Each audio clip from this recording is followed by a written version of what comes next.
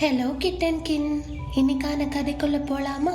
அழகான காட்டுல ஒரு சின்ன குரங்கும் ஒரு சின்ன முயலும் நண்பர்களா இருந்திருக்காங்க. குரங்கோட பேரு சீனு, முயலோட பேரு மீரா. சீனு ரொம்ப சாகசக்காரன், மரங்கள்ல ஏறி விளையாடுறத விரும்புறவ. மீரா அமைதியானவ, புல்வெளியில குதிச்சு விளையாடுறத விரும்புறவ. ஒரு நாள் சீனு வெளியே போயிருக்கும் போது ஒரு பெரிய பழக்கிற பழத்தை பார்க்குறான். அது ரொம்ப டேஸ்டியாக இருந்திருக்கு. சீனு அந்த பழத்தை மீராவோட ஷேர் பண்ணி சாப்பிட்றதுக்கு விருப்பப்படுறான். ஆனால் அந்த பழம் ரொம்ப பெருசு. சீனு தன்னோட நீளமான கையை வச்சு அந்த பழத்தை உடைக்கிறதுக்கு முயற்சி பண்ணுறான். ஆனால் அவனால் அது முடியல.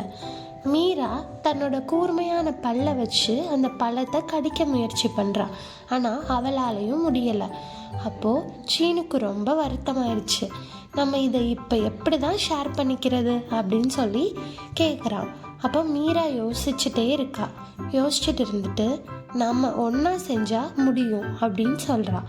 சீனு தன்னோட கைகளை பயன்படுத்தி பழத்தை பிடிச்சிக்கிறான். மீரா தன்னோட பற்களை பயன்படுத்தி பழத்தை கடிக்கிறா. கடைசியாக அவங்க 2 பேரும் பழத்தை 2ஆக உடைச்சி ஷேர் பண்ணிக்கிட்டாங்க. சீனு ரொம்ப மகிழ்ச்சி ஆயிட்டான்.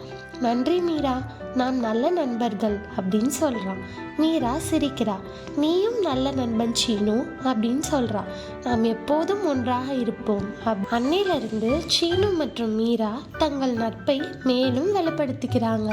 அவங்க ஒன்றாவே விளாடுறாங்க, ஒன்றாவே சாப்பாடு சாப்பிட்றாங்க, எப்போதுமே ஒருத்தருக்கு ஒருத்தர் உதவி செய்துக்கிட்டே இருக்காங்க. அவங்க கற்றுக்கிட்ட பாடம் என்ன அப்படின்னா, நண்பர்கள் ஒன்றாக இருக்கும்போது எதையும் சாதிக்க முடியும் அப்படின்னு கற்றுக்குறாங்க.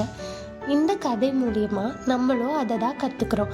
எப்போவுமே ஒற்றுமையோடையும் பகிர்வோடையும் நம்ம இருந்தோன்னா, நட்போடு நம்ம நடந்துக்கிட்டோன்னா நமக்கு எல்லாத்தையும் சாதிக்க முடியும். பாய் குட்டீஸ், அடுத்த கதையில் சந்திப்போம்.